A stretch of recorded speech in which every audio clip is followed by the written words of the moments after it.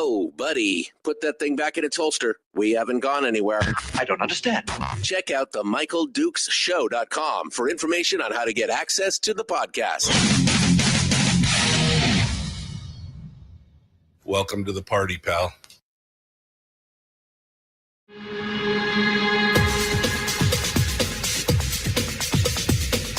The Michael Dukes Show. The greed and the entitlement is astounding to me. What more could you want from a low-budget radio program? This is a dumpster fire. That was just BS. It is time to get a new perspective. We know just what you need, and we've got just the cure. Open wide and prepare for a steaming hot cup of freedom. I just don't fathom it.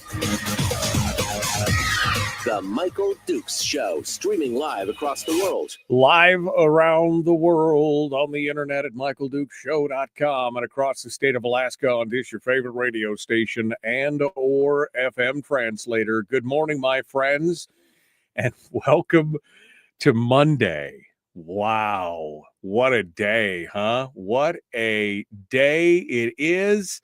Thank you for coming in and joining us. It is a wow. It's been quite a weekend with lots of stuff going on around the state of Alaska. This weather has been something else, man. Something else for sure. We appreciate you guys coming on board and being part of it today. Let's get started with what's happening around the state and what took place and what we're looking forward to today. On today's program, we're going to be jumping into this with a discussion of what's coming up in the legislative session. We've got to look at all the bills that have been pre-filed for the legislative session. The first tranche of bills came through on Friday, and we're expecting another batch of bills to be released this coming Friday as well. But so far, 89 bills and five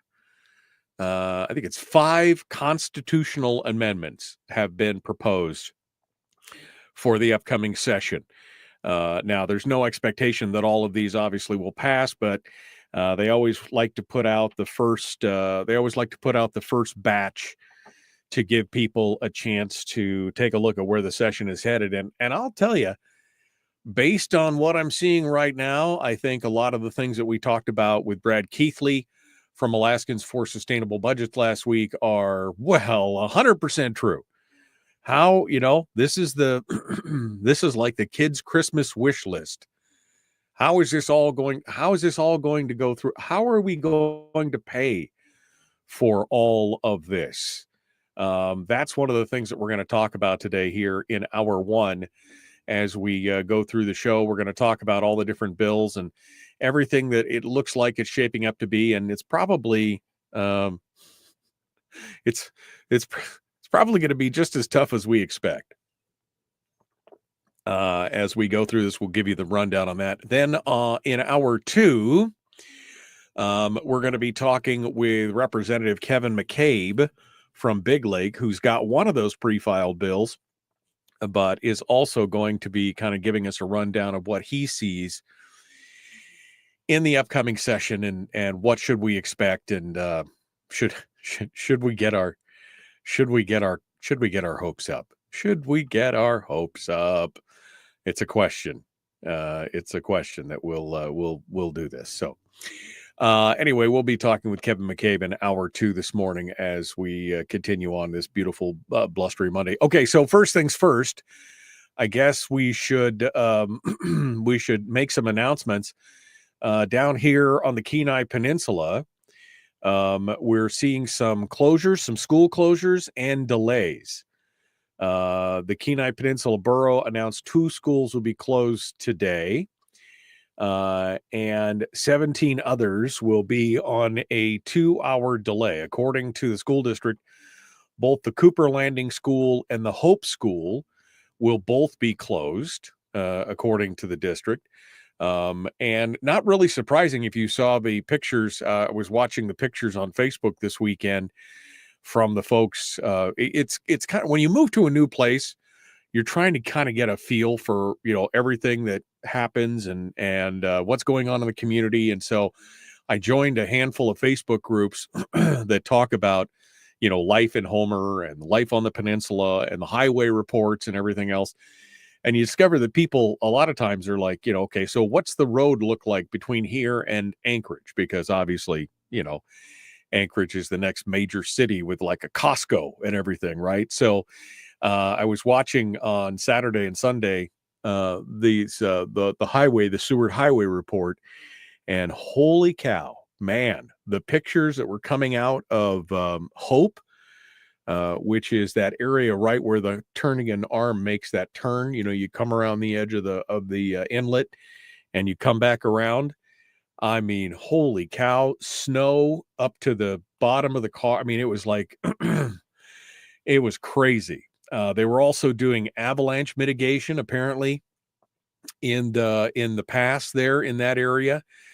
And so the cars and the highway was stopped for on and off for hours at a time as people were trying to make it through there. They were definitely recommending that if you don't try to head to Anchorage yesterday or Saturday or Sunday, because it was thick on the ground there. So no surprise that both Cooper Landing School, excuse me, and the Hope School will be closed. The other 17 schools will be on a 2-hour delay. So according to the district, bus pickup times will also be 2 hours later than normal. They've canceled the AM and PM sessions for the special education and for pre-K. The Aurora Borealis, Kaleidoscope, K Beach Elementary, Kenai Alternative, Kenai Central High, Kenai Middle School, Mountain View Elementary, Nikiski Middle School, Middle Senior rather, Nikiski North Star Elementary, Redoubt Elementary, River City Elementary, Skyview Middle School, Soldotna Elementary and High School, the Montessori Charter School, Sterling Elementary, and Tustamina Elementary School. These are all on a 2-hour delay with, excuse me, both Cooper Landing and Hope schools being closed. And they tell the parents, if you don't think it's safe for your children to travel to school, then you can call the school and let them know they will be absent, and the absence will be excused. So that's the big big announcement this morning in the Kenai Peninsula area. I couldn't find anything else in any other areas. This is the only place that it slowed down.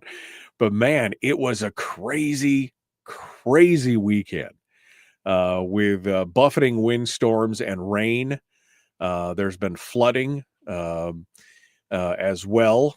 It was so much flooding down in Seward that the Lowell Point Road had another landslide. Remember that? They had a landslide. I think it was back in the summer or in the spring.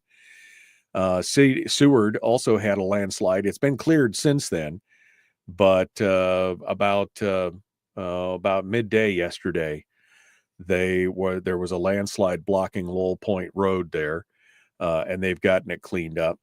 Winds racing around, airplanes flipped over at Merrill Field. There was a roof ripped off a house in Anchorage out on Muldoon. Winds were gusting just crazily. So we're going to get through all that, and we'll talk about that as well. Oh, as there is also a backcountry avalanche warning. There's a lot of stuff going on. Backcountry avalanche warning into effect until this morning.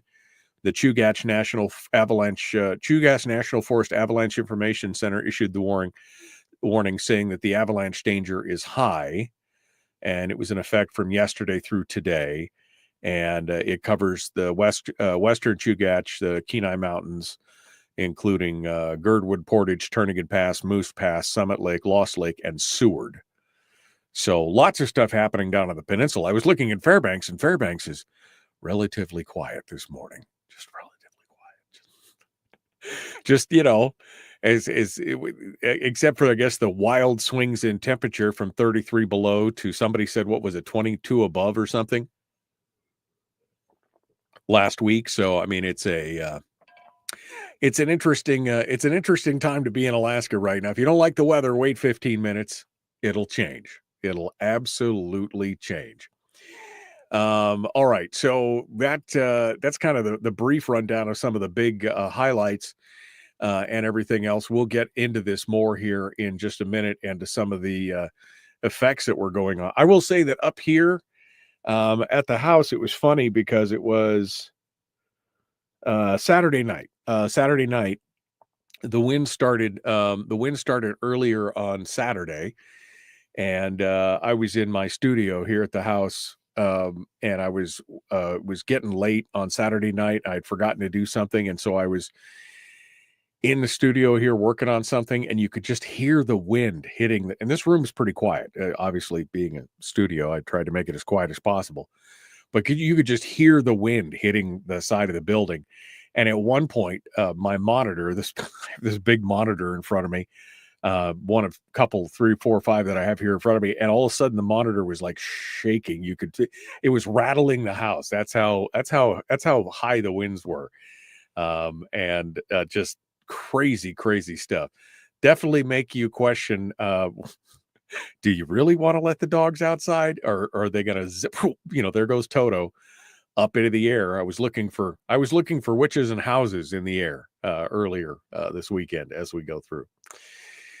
All right. I think that gives us I think that brings us up to where we want to get started on a recap of some of the things that were going on around the state and some of the big news. We also got a quick notice on that discussion, which we'll probably get into in the next segment. The Alaska Gas Line Authority, or the Alaska AGDC, Alaska Gas Line Development. Anyway, they announced that they had a silent partner or an unknown player. Well, that didn't last too long because it was immediately released that it was a group called the Glen Farn Group, were the ones that were agreeing to build the Alaska Gas Line project. And I had never heard of it, but I thought, well, let's just take it.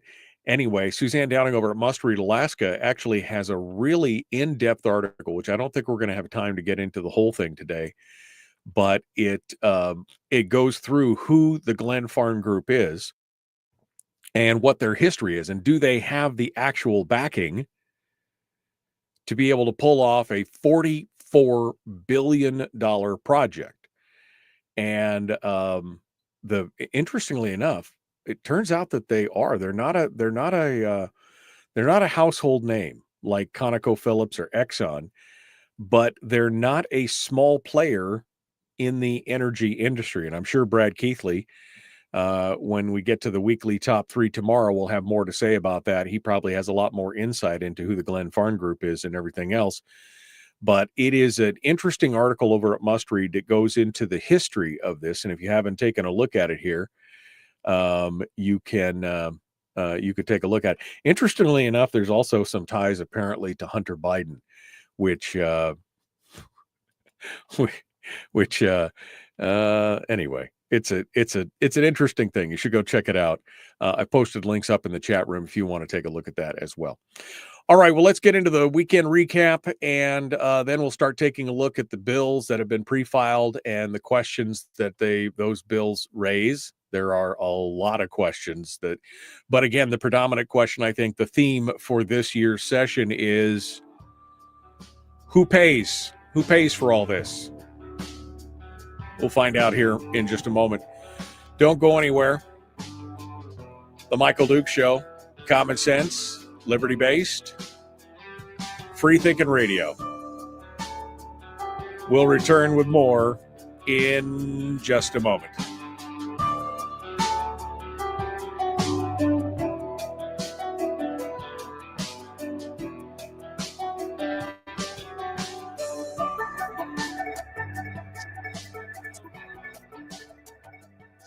If you missed the show, you can listen to it on your time with Dukes On Demand.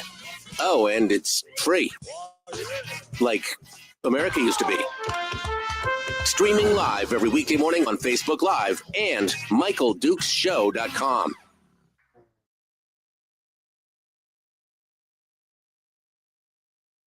Oh, okay, fine. How are you guys doing? How are you guys doing? What's happening in your world, huh? What do you feel like? What be the haps? Oh, it's been a crazy weekend. It was really kind of a crazy weekend. I um I actually took a good chunk of I did do some work yesterday. I mean, I know I said I was talking about taking Sunday off, but I guess when you're self-employed, 100% self-employed, then you just do the work whenever you can. But I did take a big chunk of yesterday off and relaxed a bit and hung out. But man, it's the wind just blowing from all sides of the house. It was blowing. We had rain blowing on the windows on one side, and then rain on the other, and then rain on the other end, and it was just like this swirling vortex of rain everywhere. It was crazy, buddy. Crazy. That's for sure. All right. Well, let's see. What do I got here? Let's do that right there. No, let's do that right there. I'm sorry. Too late. I messed it up. Okay. All right. Well, let me clear that right there. We'll do that. All right. Joel says the weather didn't stop the homeless from pillaging my dumpsters. No, that's true. That's true. They're pretty crazy. Yeah, and the California fires, boy, every time I see a new picture of that, it is apocalyptic. I mean, there's just there's no two ways about it. 12,000 structures burned down. I mean, houses, businesses, community centers, just everything. Oof, oof. And then did you see the video that's been circulating on the internet from the chief of was it the chief of the fire department? Sorry, the fire department chief. They the DEI inspired fire department chief, where what she says deputy chief, I guess I should say. I shouldn't elevate her. The deputy chief who says, if you need to be rescued, it's your fault because you're in the wrong place.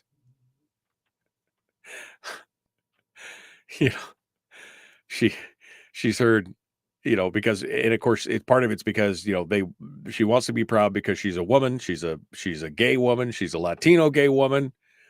And then rhetorically asked the answering criticism that she's heard from, women shouldn't be firefighters, I guess, because you couldn't carry out my husband in a fire. To which she says in the video, my response is, he got himself in the wrong place if I have to carry him out of a fire. But nobody plans to be in a fire. Why? I mean, that's why that's why firefighters exist, is to help. Nobody plans. You didn't try and my house is on fire. You got yourself in the wrong place. I mean, this video is making the rounds and people are losing their minds over it. It's madness, man. There's going to be, I think there's going to definitely be some repercussions in California over this whole thing.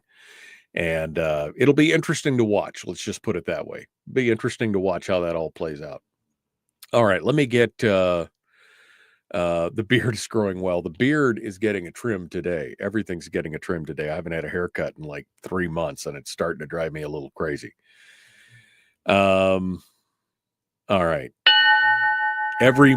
Chris says every window in my house was drenched. Yeah. What? Oregon sent down 60 fire trucks to assist, but they won't let them in until they pass emissions tests.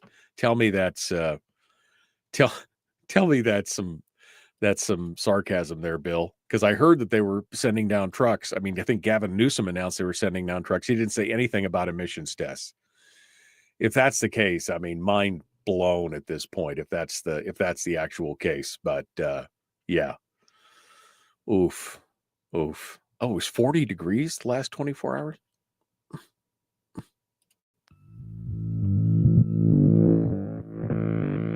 public enema number one. Oh, wait, sorry. Public enemy number one, which makes more sense. On the other hand, he's a little bit of a pain in the Michael Duke Show. All right, welcome back to the program. Hour one of the Michael Duke Show continues. I stand corrected. Anthony said, because I thought it had gotten up into the 20s and 30s. No, apparently it's been 40 degrees, above 40 degrees for the last 24 hours in Fairbanks. Oh, that'll make a mess. As soon as the warm weather dies down and it'll freeze back up and it will become the professionally maintained hockey rink. That's this weather, man. It is just something else going on. It's kind of crazy. It's kind of crazy with what's going on. All right, well, let's do a quick recap of what was going on around the state. I mean, it was pretty crazy. Thousands of people in the Anchorage and the Mat-Su and parts of the Kenai Peninsula were without power on and off all throughout the weekend as a powerful storm battered the region with high winds and rains. Gusts of more than 100 miles per hour were reported in some elevations. People continue cleaning up debris and downed trees. As of 9:30 p.m. last night, Chugach Electric reported scattered outages from about 8,000 people from East Anchorage all the way down to Girdwood. Mat-Su Electric, MEA, reported about 4,000 customers without power, mostly in Eagle River and Peters Creek, but also in Susitna and Mat-Su. The winds pounded the whole region overnight and early Sunday. Locations in the city recorded gusts up to 60 miles per hour. Gusts of more than 100 miles per hour were recorded at Bear Valley and Arctic Valley on the hillside. And up at Girdwood, 117 miles an hour winds gusting up in Girdwood. No skiing for you today. No. You imagine you hit a mogul and then you're like, I believe I can fly. I mean, just crazy. Of course, then the rain hit and you had melting snow above freezing temperatures, and that created some serious flooding. Down here on the peninsula near Homer, the Anchor Point River had overflowed and was running down the roadway down towards Fritz Creek as well. There was water out on the roadway. Many areas flooded in various parts of the state. There's a flood advisory in effect for parts of the Mat-Su and eastern Kenai Peninsula through today. Combined frozen ground. This is from the Weather Service. Moderate to heavy rain has fallen in the lower elevations of the Mat-Su down through the southern Kenai Peninsula overnight and Sunday. This, combined with frozen ground, is causing ponding and localized flooding along roads and low-lying areas. Localized flooding has been reported in Palmer, areas of Anchorage, and near the Seward Harbor. Small streams in the area are also experiencing minor flooding, with ice still intact in many areas. None of the large rivers were expected to see this. But boy, gee, howdy. Strong winds. There's actually video. I think it was KTUU, I think, has the video of this of a house in the Muldoon area of eastern Anchorage. It was a nice looking 2-story house, and it got caught on security camera. The wind was just ripping through there, and it ripped half the roof off the house and slammed it into the neighbor's house. I mean, there was some serious gusting going on. And of course we saw a lot of that results across most of the state as well. All of downtown Palmer looked like it was flooded. A big chunk of the downtown area, including the train depot parking lot and every place else, was flooded out. And then, as I mentioned earlier, you've got that avalanche warning. So it's just nothing but the weather apocalypse. Pay no attention to what's going on here. Nothing but the weather apocalypse. Don't worry about it. Oh, and then finally, to add insult to injury, early morning on Sunday, that big long pedestrian walkway, the bridge that covers the Seward Highway, as you come into Anchorage from the south, as you come in through Potter's Marsh there, and you go up that hill, Well, that collapsed. The whole top of the bridge, not the place where you actually walk, not the girder and everything else, but the superstructure up on top of it got ripped off the top of the bridge and crashed down on the highway at about 2:30 in the morning on Sunday morning. And it was just like, what? Luckily, there was only one vehicle that was driving on the highway when the whole thing came down, and they did apparently slide into the debris, but it was just a minor impact. They weren't crushing anything. But yeah, it closed down the highway for 3 or 4 hours as the DOT crews were out there trying to peel it apart. It was I mean, this is a superstructure that was made of steel. The whole framework was steel with wire fencing and everything else, and then a timber roof. It ripped the whole thing off all the way through. You can't say we don't live in interesting times. That's for sure. You can't say we don't live there. So that was kind of the recap of the weekend weather apocalypse as we go through. Between that and the school closures and everything else, I think you guys are now all up to date. But kudos to the local news outlets for running live blogs and everything else showing all this stuff. I mean, you would have no idea without all that information. You can go check it out. All right, what else we got here? Oh, we were talking about the Glenn Farn Group.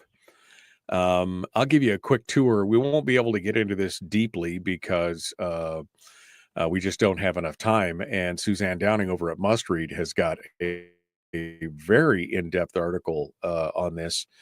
I want to kind of give you but I will give you a thumbnail since, again, I've been very skeptical about whether or not somebody would think this is economical. And quite honestly, I'm still a little skeptical as to how do you make, because even the Glenn Farm Group seems to be, I guess, a legit organization with some backing, with some money. But the question remains, you don't do something for nothing, especially if you're an investment, capital kind of company. That's not what you do. So how do you plan on making money in this thing? The Glenn Farn Group, started in 2011 by Australian Brendan Duval, is somewhat of a corporate conglomerate working in several energy and capital raising directions, including oil, gas, hydropower, and wind farms. But at its core, it raises money for big projects in energy. It has offices down in Manhattan and around the world. Although, like I said, it's not a household name like ConocoPhillips or Exxon. It's not a small player in the energy sector. It's just a different type of player. The company owns the Texas LNG project through Glenn Farn Energy Transitions, which has a heads of agreement for a long-term supply of liquefied natural gas from a proposed facility in the port of Brownsville. The subsidiary is the same subset of Glenn Farm that has the heads of agreement with the Alaska LNG projects. And it's got a handful of different subsidiaries around the world that all have to do with different energy projects. Enfragen, Alder Midstream, Glenn Farm Energy Transition, Prime Energia as well. And it goes on to talk a little bit about the type of company it is and everything else. One of the more interesting things, though, it is that Glenn Farn has been part of different projects with China. It says in other projects Glenn Farm has been part of, China has factored in as a partner, but not always directly. According to energy writers Jason Powers, who publishes a Substack newsletter focusing on big energy and pharmaceutical deals, Hunter Biden factors into this world of LNG, and not only with the Burisma project in Ukraine, where he served as the board of the directors. Hunter Biden's game involves U.S. LNG projects like Texas LNG and Magnolia, which was one of those projects that we were talking about earlier from Texas. And these projects are still very hot and moving forward under Glenn Farn Energy Transitions ownership. So there's some ties, there's some weird ties in there as well. But I think the bottom line on this is that they are a real player. So there might actually be something to this. Now, again, the question that I have for this whole thing, let me just start from the very beginning. The question that I have on this whole thing is, okay, so they do have the money to do the project. Well, how do they get paid? How do they make the money back on this project after they build it out and subsidize it? Because according to, I mean, again, even the rosiest estimates from Woods Mackenzie, with an 80% subsidy, it's still not even competitive with current LNG prices. That's an 80% subsidy. So, I mean, they may be looking at it, they may have committed to it, but I mean, what exactly have they committed to, I guess, is the question. And what does, how do they end up getting paid on this whole thing? So, I mean, again, don't get me wrong. I want Alaska gas to get to market. I want to be able to have access to Alaska gas as an Alaskan. But I also understand that, hey, we've got to, we've got to, it's got to make sense financially for them to be able to do it. So how do we do it? How do they make that money? And I haven't seen anything right now that assuages those fears at all. So Glenfarne, not a fly by night. I mean, I had never heard of it, but again, I'm not hip deep in oil, gas, and energy products either. So this was this is a good piece by Suzanne Downing. If you want to go back and read it again, I posted links up in the chat room. You can go to Must Read Alaska, and it's up there at the top of the page right now. A quick tour around the network of Glenfarne is the title of the article. And it gives you a little bit of a background on what's going on and what you should be looking for. All right, up next, we've got more coming up, including the latest on these 89 bills. 89 bills and five constitutional amendments. That's what's coming. That's what's coming ahead here. They're going to tell us, it's going to tell us all about what's going on in the upcoming legislature and what their priorities are. There's a lot of them. We'll be back with more of the Michael Duke Show. Common sense, liberty-based, free-thinking radio. Kevin McCabe up in hour 2. Don't go anywhere. Back with more right after this.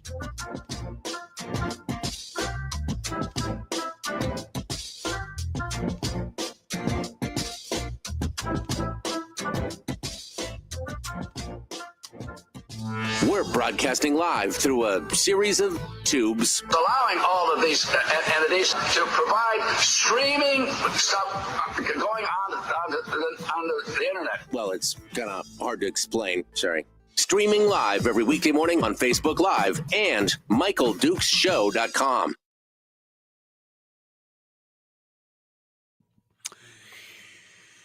Okay, my friends. My comments were stuck right before I came out of the break, so I'm still looking at what you guys were saying right before we came back from the break. Anthony says, being pulled from a burning building, check your privilege and toxic masculinity, bro. Oh, man. That is satirically funny.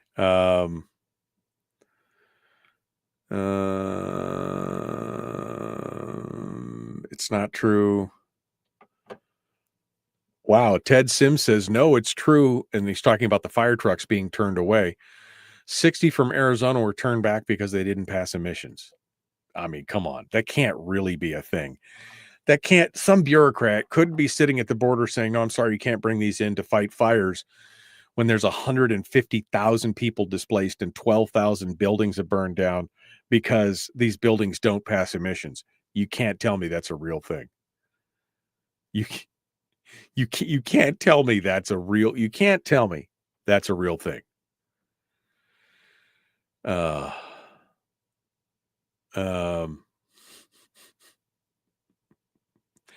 Chim says my beard is looking great. Everybody's complimenting the beard today. I don't know. I didn't do anything different. Just, all right. Kevin McCabe's in the chat room already. He says, kudos to the MEA linemen. What an amazing group of men and women. I can hardly walk in my driveway, and they're out in all the back roads and side streets in the Matsu working to repair electrical lines. Yeah, it's true.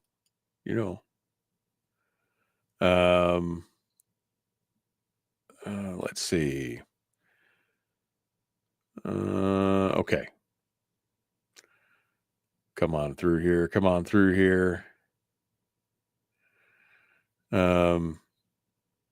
Go look through Brian says, go look through the bios of the Glen Farm principals. The corpse speak is insane. Oh, that should be interesting. It's all chat GPT. Somebody rewrote it with chat GPT. Is that what happened? All right.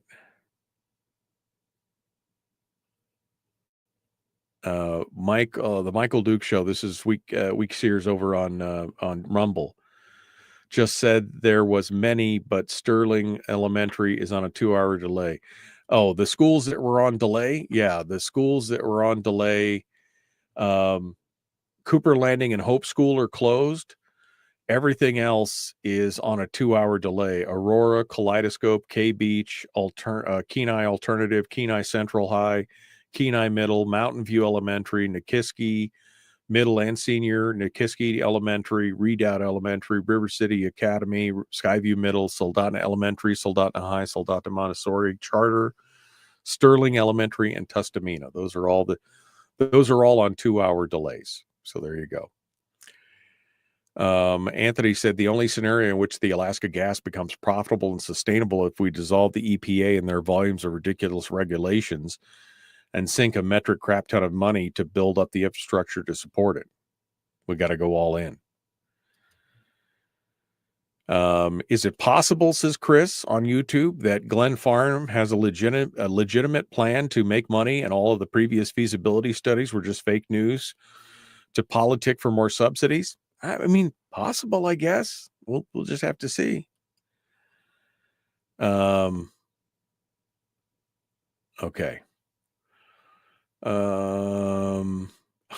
Anthony also says, are we accepting that the emissions of a vehicle are somehow going to be worse than, 12,000 structure fires? I know, really. Crazy.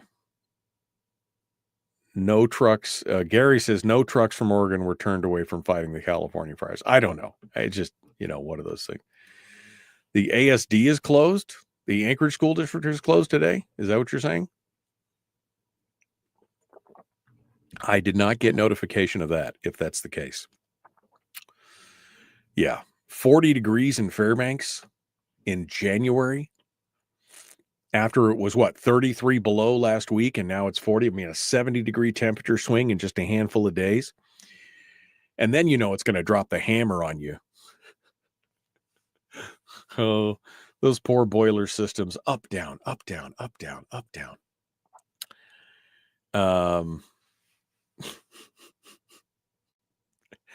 It's just crazy. Ask the EPA for a waiver for the pipeline. They might do it with the new administration. Oh, that would be immediately challenged in court. I could just see the court. I could see the court battles already on this one. I could see it happening already. All right, we're 20 seconds out. We're getting ready to rejoin here. We're going to take a look at what's coming up on the docket for this next legislative session, and then we're going to be joined by Kevin McCabe in hour 2. You guys all ready? You ready? Should we dive into it? Should we make it happen? The Michael Duke Show, Common Sense Radio.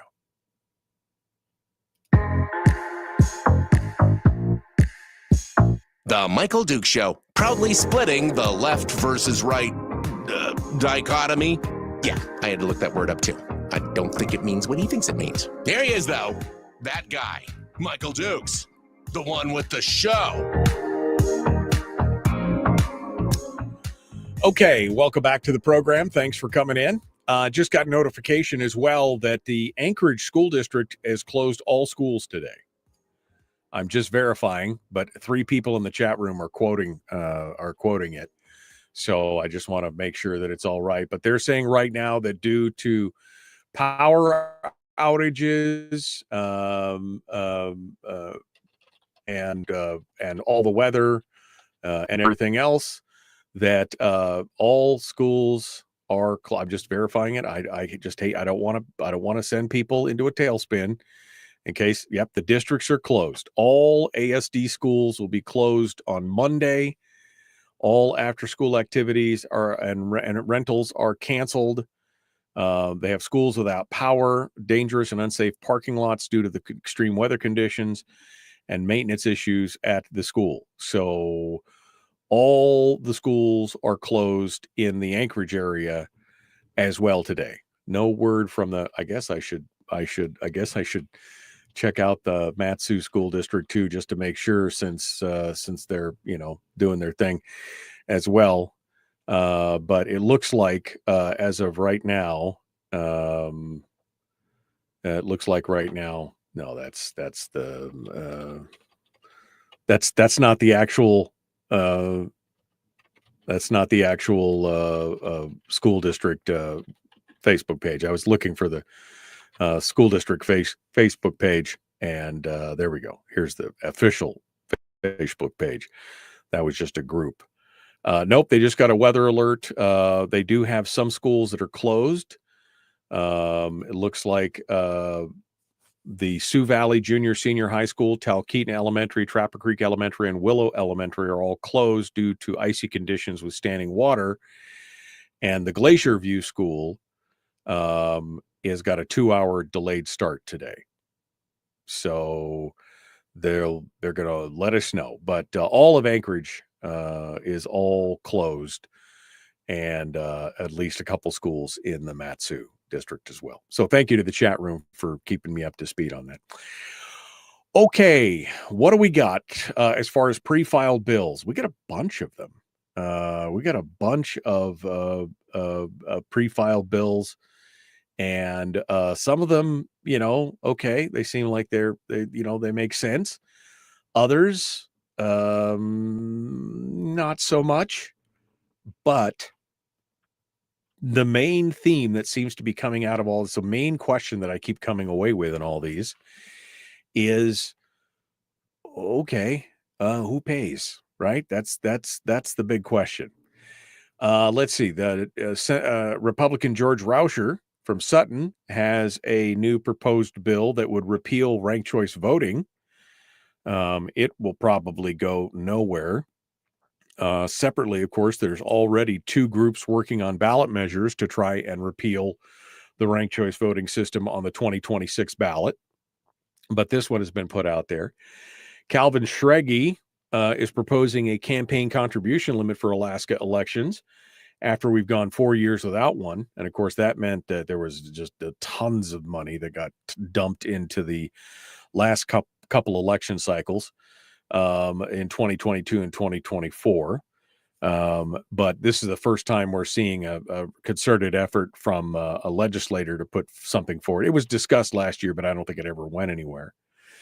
There's also a bill from Democratic Senator Bill Wielechowski proposing legislation that would push Alaska school districts to ban the use of cell phones by students in public schools.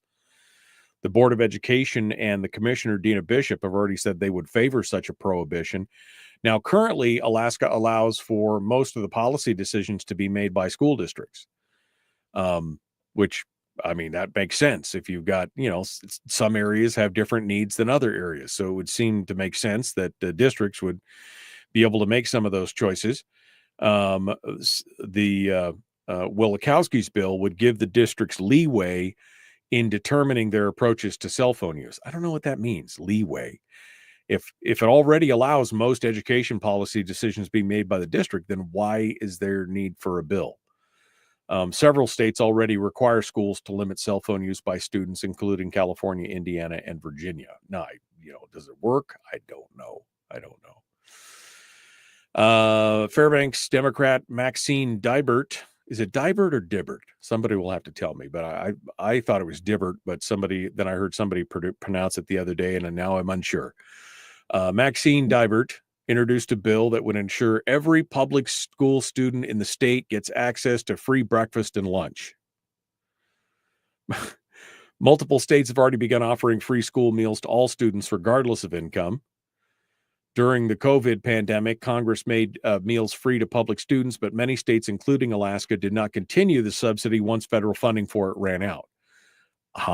Because how much did it cost? How much did it cost? A bill ensuring that every public school student gets access to free breakfast and lunch. Again, how does that... The legislature considered a free funding free reduced price meals this last year, but it was removed from the budget. Kathy Giesel has proposed a bill that would remove the 90-day limit on legislative sessions. Now, that was put into place by the people. That was a citizens' initiative that was put into place by the people of the state of Alaska. Although the legislature, I think they've hit it twice, maybe 3 times. And one of those was the COVID pandemic when they were in and out like a duck mating, right? I mean, it was like, instead, they've been using the constitutional limit, which is set to 121 days. Now, interestingly enough, Anchorage Democrat Matt Clayman, who is Kathy Giesel's wingman in many, many things, has a dueling proposal that would instead put the 90-day session limit into the Constitution. Because this is what they do. They've got the citizens initiative and the legislative, the statute that says you have to be done in 90 days. Well, they just ignore the statute and point to the Constitution where it says 121. And so Clayman, interestingly enough, has said, well, okay, we'll just put it in the Constitution, because then they have to abide by it. Of course, the supporters of the initiative argue that shortening the session would save the state money and encourage a greater number of people to run for office, because you'd only have to commit 90 days instead of 120 or more. Proponents say the shorter session says that productivity isn't lost. Proponents of the shorter session say that productivity isn't lost when lawmakers spend less time in Juneau. Others say we just couldn't do that. We just couldn't get their work done in 121 days. Although we always see that last minute, time compression used as a weapon, right? But it's there. But interesting that Kathy Giesel and Matt Clayman, who are so buddy-buddy in so many things, seem to be at odds on this one. Clayman also has a second constitutional amendment that would lower the threshold for repealing the governor's vetoes. I mean, I'm not a fan at this point. I'm just not a fan. Under the Constitution, it takes 3/4 of lawmakers, which is the highest threshold in the nation, to overturn the governor's vetoes. The threshold for other bills is 2/3. Clayman's proposal said it would be to adopt a 2/3 thresholds for veto overrides, regardless of whether they relate to the budget or not.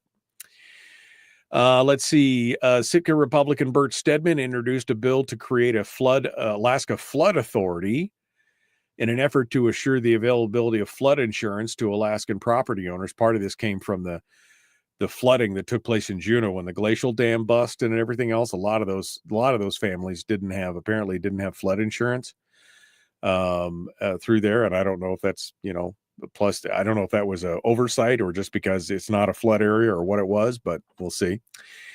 Kevin McCabe, who we're going to speak to in the next hour, reintroduced a bill that he brought back in 2023 that allows gold and silver to be used as legal tender. We could talk about that here in this next segment as well. Dan Sadler from Eagle River, the Republican, has proposed to limit the number of state holidays to 12. There's 12 state holidays, which, I mean, is essentially 2 weeks worth of holidays on top of whatever your vacation is. That is after the legislature approved last year Juneteenth as the newest state holiday. If Sadler's proposal was to pass, lawmakers could only approve new holidays by getting rid of others. I mean, that seems like a good idea. And then North Pole Republican Senator Rob Myers is proposing an expansion of Alaska's safe surrender law, which allows parents to surrender their infants and remain immune from prosecution. This proposal comes after an infant who was dead was discovered outside of an Anchorage church in November. Myers' proposal would allow parents to surrender infants in a safety device physically attached to exterior walls of medical facilities, law enforcement agencies, fire departments, and other locations. Existing law allows parents to surrender their infants directly to individuals in law enforcement agencies, fire departments, or medical establishments. They first adopted this law back in 2008, but according to the Daily News Review in 2013, the law had never been used in the first 5 years of its existence. And this is those safe abandonment laws if somebody's just, So, I mean, that's the first slew of laws. But of course, the biggie that they saved for, let me get to the ones for the peninsula here. Jesse Bjorkman has sponsored 3 Senate bills, and Sarah Vance of Homer, Bjorkman of up in the Kenai and Nikiski, and Vance of Homer has sponsored 1, so 3 in 1.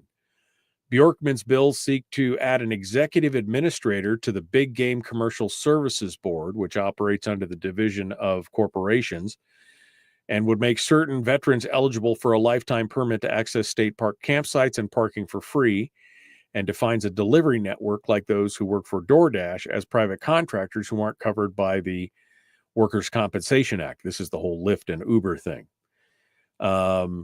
He said he was also interested in revisiting a bill he introduced last session that would require the state to financially compensate Alaska hunters for game wrongfully seized by the Department of Fish and Game.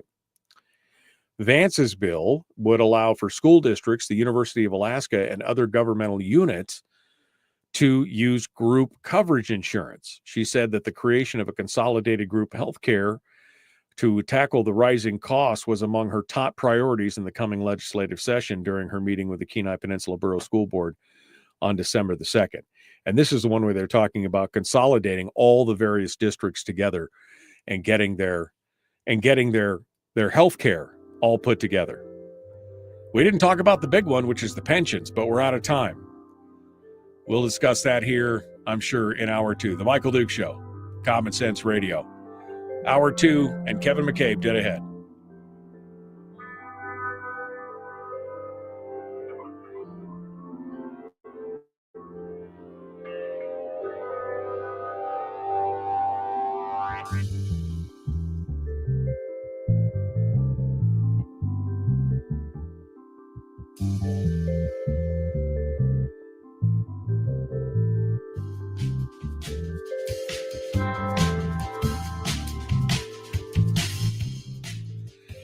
Okay, let's go, baby. Yeah, let's go, baby. Come on.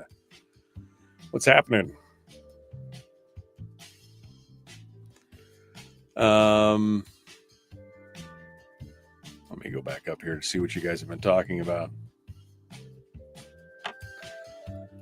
All right, scroll backward here a little bit here, just to see where you guys were at. Thanks for all the heads up on that, school districts, guys. Thank you so much.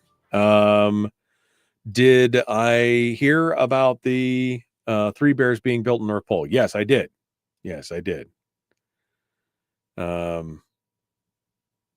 Let's see. All schools are open in Wasilla, says Melody, except for the 2 that I mentioned. They're the ones in Talkeetna.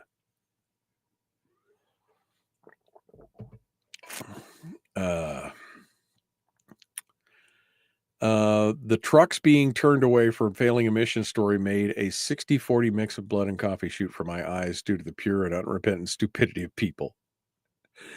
These fools literally have no water to stop the state from burning, as some neoliberal ultra-woke hippie was worrying about a carbon footprint of a truck that would save lives.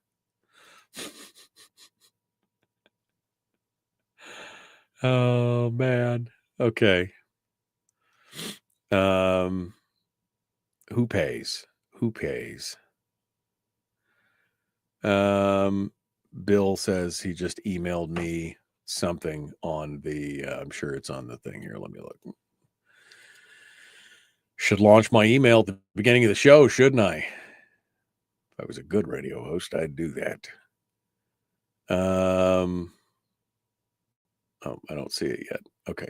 I'll keep an eye out for it, Bill. I don't see it yet. Okay. Over here. All right. I'm scrolling through here. We survived without cell phones. I'm sure these little darlings will survive also, says TR. Yeah, no, I mean, I'm not saying that they won't survive. I just thought it was interesting that the school districts already have a lot of latitude. I don't know why the state needs to get involved. Donna says the only leeway I see in Wielkowski's cell phone schools bill is for emergencies. Okay. I mean,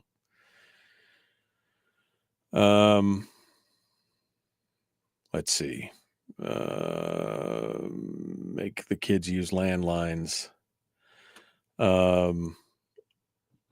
Okay. Darigold sells more butter than other milk producers by removing all the milk fat from chocolate milk and 1%. What? What? I don't know what Kathleen's talking about there. Anthony said, I'm just going to say the quiet part out loud. When we start building drive-thrus to abandon babies, like some kind of twisted DoorDash program, society doesn't have a lot of time left. I mean, you're not wrong. You're not wrong on that. Where did hour one go? I know, really. It is the fastest hour in radio. That's for sure. All right, let's check in with Kevin here real quick. He's in the chat room. Let's check in with him and see if his make sure his audio is all good and everything else, and we'll get him squared away. And look at him. Wow, we're feeling good. Hey, Kevin, how you doing? Good morning, sir. How are you? Good. Okay, I was making sure for a second there. I was a little panicked. You all ready to go? Of course. Okay. You ready for a week from tomorrow? Are you all ready? You already geared up and ready to go? Oh, is it already a week from tomorrow? Wow. Yeah. I mean, it is. Yeah. Right. The 21st, right? That's the day. So yay. Yeah. He's so excited. So excited. All right. Well, hold on. Hold the line, my friend. We'll be right back to you. Yeah. We'll be back to you here in just a second. Okay. Cindy said school healthcare should have been consolidated years ago. They tried and people lost their minds. Again, why do we need a bill for this? Well, I mean, that's a great question, Cindy. I mean, this was the question. Why did they lose their minds? Were they afraid they were going to, the problem is that they said that the estimates were, I want to say it was going to save something like $50 million, right? $50 to $100 million in savings if they consolidated the school healthcare systems. Why have we been dragging our feet on it? Why have we been dragging our feet on this? I have no idea. Absolutely no idea. It's crazy. All right. Oh, Kathleen was saying the thing about the milk thing was because free school lunches and breakfast cost too much. Darigold's making a buck on this. Well, I mean, somebody's going to make a buck. But again, the biggest question on that is who pays? Who pays for all that stuff, right? I mean, if they consolidated healthcare, I guess they'd have $50 million they could spend on free school lunches. That's the whole thing. If you just do that right there. All right, we got to go. We're going to be back in just a moment. The Michael Duke Show, Common Sense Radio.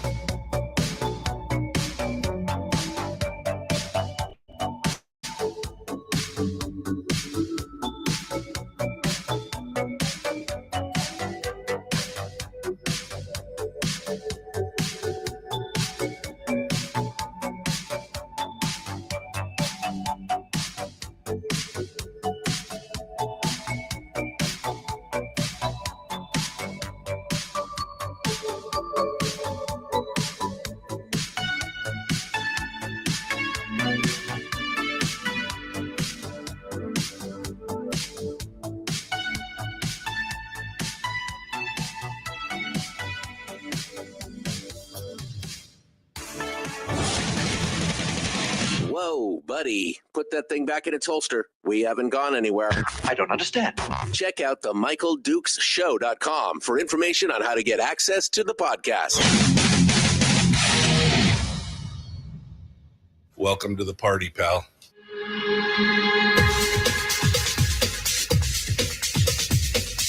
The Michael Dukes Show. The greed and the entitlement is astounding to me. What more could you want from a low-budget radio program? This is a dumpster fire. That was just BS. It is time to get a new perspective. We know just what you need, and we've got just the cure. Open wide and prepare for a steaming hot cup of freedom. I just don't fathom it. The Michael Dukes Show, streaming live across the world. And live around the world on the internet at michaeldukeshow.com and across the state of Alaska on this your favorite radio station and or FM translator. Hello, my friends. Good morning to you. Hour 2 of the big radio show. We just spent the first hour going over a bunch of stuff, including all the wild and woolly weather that's going on. If you're just joining us and you've got kids in school, just quick point. The Anchorage School District, all schools are closed in Anchorage today. All schools are closed. In the Mat-Su, only District 6 up in the Talkeetna area is closed, but they have a couple more schools that have a 2-hour delay. You might want to check the Matanuska School District page on Facebook for that one. And then down here on the Kenai Peninsula, 2 of the schools are closed, the Cooper Landing School and the Hope School, and then a bunch of other schools are on 2-hour delay.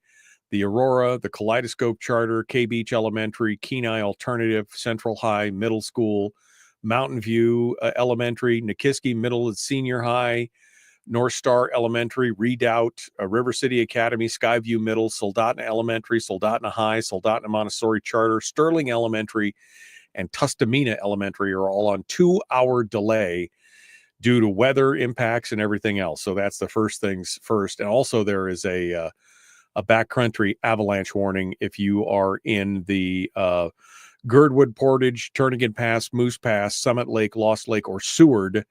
That is going on through this morning. There's an avalanche warning. So just be cautious of what's going on out there. So that it's just some of the things we touched on in hour 1, as well as all the legislative stuff that's coming up with all the new pre-filed bills. We didn't get to the biggest one, but we're going to talk about that here in a second. Our guest this hour is State Representative Kevin McCabe from out in Big Lake, my former representative, who joins us this morning to discuss this and his bill. He's got a brand new pre-filed bill that is it's a refile of last session when he had for gold and silver for legal tender. We'll talk about that and the other bills, and he joins us here this morning to discuss it. Hello, my friend. How are you this morning? Good morning, Michael. How are you? You know, just another beautiful day, and we're still here. I mean, the house didn't blow away. I said earlier I was looking for witches and little dogs to fly through the air this weekend. There was a lot of wind going on out there. Oh, it's crazy. I saw something Senator Shower posted about a hilltop Seattle Ridge area, so that must be by Hope somewhere. 164 knots or 164 miles an hour max gust. Wow. Crazy. Yeah, they said they had 117-mile-an-hour winds up on Alyeska over the weekend, and 100-mile-an-hour winds in Hillside outside of Anchorage. So, yeah, I mean, it was gusty all over the state. I guess Fairbanks is 40 degrees. I mean, it's and of course these Chinook winds, they blow in a circle, so you're getting wind from every direction. Anyway, it's crazy time. And of course, lots of people without power, and the power company guys are out there working and all this, all across the state. And so, it's just been a crazy time. But, on Friday, we got a big look at all the bills that, are being pre-filed. This is the first batch, right? Because on Friday, this coming Friday, will be the second batch of bills. And we went through a lot of them. I guess the major question that keeps coming back to me is, as I look through these bills, and it really isn't any surprise because the election, at the election time, everybody was promising everyone everything, a chicken in every pot, a moose in every oven, whatever it was. But my big question, of course, becomes who pays. So we'll get into that here in just a bit. But you did pre-file again your bill on your gold and silver as currency bill, which is a refile from last year. Let's talk a little bit about that. What exactly does this bill do? What was the genesis of it, and how does it help us? Let's get started there. Sure. Well, the genesis of it was a constituent that came to me and said, "Hey, I believe that the goldback is not a place to store any value. The greenback is not a place to store value in your money. So if you make excess money and you're not spending it and you want to store value, where do you put it? If you put it in the bank, you're going to lose money. The banks don't pay enough interest to cover inflation. So what do? Do you buy artwork, or do you buy gold and silver, or that sort of thing? Or do you buy land? You have to find a place to store the value of your money if you are saving for hard times. And this is just one way of doing it without it being taxed. So I'll tell you that there is a guy right now in Wasilla that is selling goldbacks. And that is called, those are what are known in the bill as specie, which is means that they have gold in them. I think you can also buy a silverback if you're interested, although they're not as popular. But you can buy a goldback. It actually has gold in it, so it's gold. It meets the requirements of the Constitution as gold or silver for legal tender. The value of the gold is listed on it, just like the Constitution says, and the quality of it is listed on it. And you're talking about a bill you're talking about a physical bill that actually has gold, like gold thread or gold fiber woven into it. It actually has gold in it. Yeah, and it's actually, I have one somewhere. Here's maybe I'll get it on the break and show folks, but you can actually see it in this. If you go, there's a Facebook page called Alaska Goldback. It has a bunch of information, has a bunch of my stuff on there that I've been on. The guy started that, and he started carrying these goldbacks in Wasilla. So if you're interested in going in there and looking at them, problem is when you go in there to buy them, you get taxed on them. And if you think of it, if a business said, "Hey, we have new $50 bills, we will sell to the public," and you went in there and you brought 5 $10 bills to trade for a $50 bill, you wouldn't pay the Wasilla City tax on that $50 bill on that transaction.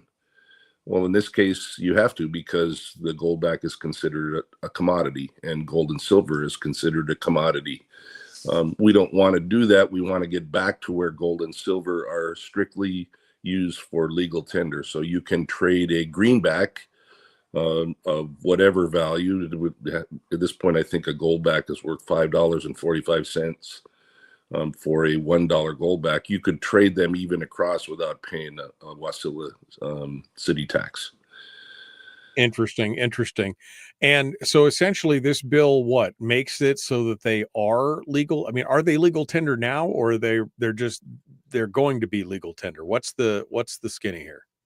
So they are, you can use them as legal tender, but it's more of a barter. So you're bartering this gold note for goods if the merchant decides to accept it. There's some question if you give a merchant money and he gives you the goods for it, so you pay, you say you pay for a bottle of wine with a goldback and the merchant agrees to accept it. There's some question if somebody comes in and buys a bottle of wine with greenbacks and says, "I'd like a goldback as my change." There is some question if the customer would then have to pay tax on the goldback as well. So this bill seeks to do away with any question on whether or not the goldback is taxable, is essentially what it is. And it just gets us to the U.S. Constitution that says the states cannot coin money, but they can use gold and silver as legal tender, provided they meet the requirements, which are, listing the amount of gold and that sort of thing on there. So, right. So this basically gives, what you're saying is this just gives legal clarification for something that's already happening legally, right? I mean, that's what's going on right now.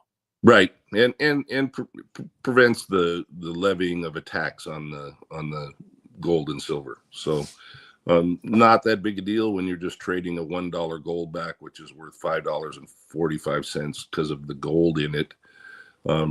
But if you were trading gold nuggets, say not nuggets, I'm sorry, it has to meet the requirements. So it has to have the refinement as well as the the assaying, so 0.999% gold as well as the weight on it. So like a double eagle or a golden eagle, or a what do they call them? In Canada, the loonies, or the gold The maple leafs. Maple leaf, yeah, that's right. Yeah. Krugerrand is Krugerrand, exactly right. yeah, exactly. Well, I mean, it's an interesting bill. What have been the objections to it? I mean, has there been obviously it didn't go anywhere. You introduced this bill in 2023 and it really didn't get any traction, very much traction anyway. So what's the hesitation? If it's already happening, if it's already, transactions are already going on and this just clarifies it for the law, then what's the problem? Right. It made it so I introduced it both sessions, both my previous sessions as well. The first session in 2020, it didn't go anywhere. Last session, it passed the House and it made it all the way to Senate State Affairs, and got hung up there for 2.5 months. And by the time it got out of Senate State Affairs, it was too late to hear it in Senate Finance, so it never made it past there. So the hang-up essentially comes from Alaska Municipal League. They are concerned that it is going to, anytime you try to take away taxes money from the cities that are members of the Alaska Municipal League, they get concerned. Even though we did all the analysis initially, the Alaska Municipal League, the director told me that it was going to cost, I think, $5 million in taxes, cost the cities $5 million in taxes, and I asked them to show me where that came from, and we finally proved that it would be less than $27,000 in the state of Alaska that it would cost globally, or throughout the state, statewide, right? Right. And not only that, you can't really parse it out. I mean, many of the cities we called said, well, that's proprietary information.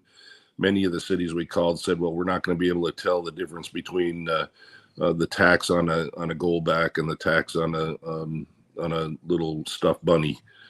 They just don't get that granular with their tax reporting from the businesses. So we use data from other states, and we figured out exactly what we thought it would cost in the state. It's still a little bit of a cost, but we think that the increased churn and the increased ability of Alaskans to store value and spend value in the state of Alaska would far offset the small loss in taxes. So, I mean, at $27,000 across the state of Alaska is a de minimis amount. I mean, I can't even imagine.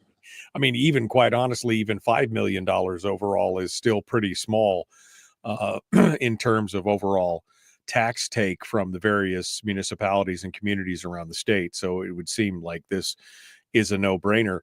What are your chances, you think, Kevin? I mean, is this, I know the Alaska Municipal League has got deep pockets and a lot of influence and a lot of sway in there. What do you think is going to happen this year with your bill? Yeah, well, that's a good question. There was enough interest in it last year from last year's minority members from Democrats that I think we stand a pretty good shot.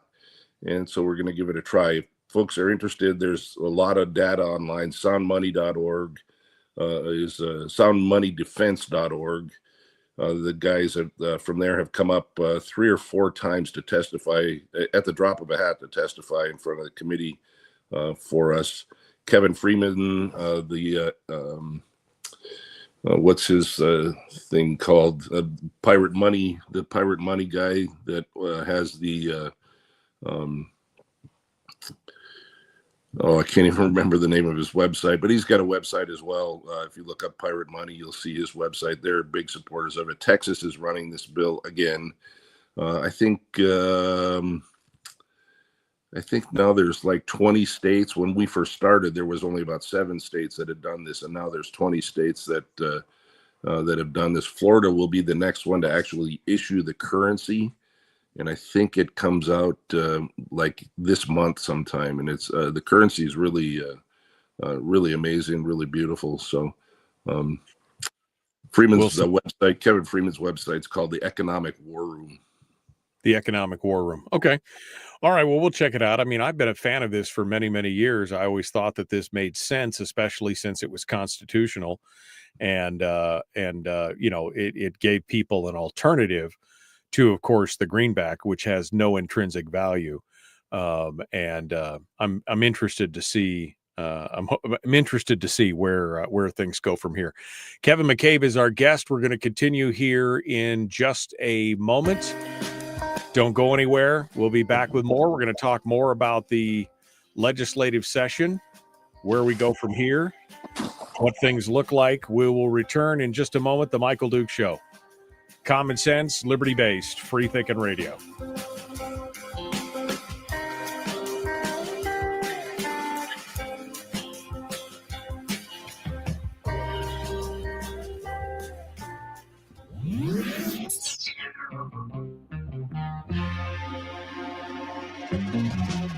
Running on 100% pure beard power. Oh, also some coffee. We dip our beard in coffee.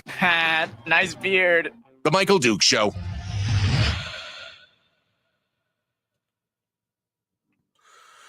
Okay, we're in the break right now. Kevin just held up the gold back there. That is beautiful, and that's actually made with gold in it. Obviously, it's not just fancy printing. That's 1/200th of a troy ounce of gold is what it says there at the bottom, right, Kevin? Oh, I muted you. Hold on a second here. What was that? Does this one says 1/1000th for a 1/1000th. Oh, okay. Right. 1/1000th of a troy ounce of gold at the bottom. The picture I was looking at earlier must have been a $5 bill or $5 gold back or whatever. But yeah, no, that's interesting. And this is a 50. And you can see it has to be bigger because it has to hold more gold, but this is 1/20th of an ounce, so thicker and bigger. Yeah. So interesting. It's interesting. I mean, I would love to see people have that opportunity to use those and to do those. It looks counterfeit proof, I think is what Frank's trying to say. Question mark. I would probably say so. Probably counterfeit proof. Yeah, they say it has military grade counterfeit proofing on it. If you look up at goldback.com, they have a whole under their frequently asked questions, they have a whole section on counterfeiting and how that it's not counterfeit. You know, there are a couple of things just to kind of wrap up the goldback thing. One of the questions that I always get from other legislators is, well, what about the banks? How do you do it when you take it to the bank? Well, you don't need a bank. The intrinsic value is there in the money anyways. You don't need to give the money to a bank or trade it with a bank. You just hold on to it, and it is going to rise in value with the increase in gold. You know, it's the old story about back in the Old West, you could buy the finest suit in the United States for a $20 gold piece, right? Well, now you can buy the finest suit in the United States for a $20 gold piece. You know, it has followed. You know, everything has kind of followed, but it would take a lot of dollars to do the same thing, right? The dollar hasn't followed, so the value stays in the money. You don't need to put it in the bank to safeguard it or an interest or anything like that. So you don't really need the banks, which is probably some of the other pushback. That was one of the old checks. That was one of the old inflation check, was to see, you know, if you could buy a $20 gold piece, could buy you a suit. It could buy you the nicest pistol or rifle. You could, you know, the average cowhand wages was basically $30 a month in gold. And so if you're looking at the average wage today, you know, does it commensurate with it? I mean, you could see those things. The same $20 gold piece could still buy you the things that it bought back in the day. And that just shows a whole thing. Frank, if you want to know what military grade, you can go look it up at what'd you say, goldbacks.com? What was the goldback.com. Goldback.com. You can see. Anthony says they're amazing. They're amazing looking, But now I know I can't have them. If you see the disheveled state of some of the bills in my wallet, you wouldn't want to give me one. Yeah, they get all wrinkly and crunched up and everything else. But I mean, it's really cool. I really like that. All right. Yeah, I don't see the hesitation here. Other than the municipal league, of course, is obviously anytime a city loses out in any type of power, whether it's monetary or otherwise, the AML is in there swinging in to make sure that that the cities keep all that stuff. And so that's the only thing I can see that you just got to overcome that. I would hope that everybody would want to get on board with this, Kevin. I think the progressive, not progressive politically, but the really dynamic mayors that are really concerned with the business community in their cities are very aware of how much this will actually increase economics through churn and that sort of thing, and allowing their citizens to store value enough to have a disposable income. Especially if the banks go down. Look at Sitka last year with the internet cable and all that, and the problems that they had with transactions without credit cards. So, yeah, no, I think it would be a great thing to be able to have as a backup or value, and like you said, to at least hold value in the money you have. All right, well, let's continue on here. Here we go, the Michael Duke Show, Common Sense Radio. Let's do this thing right now.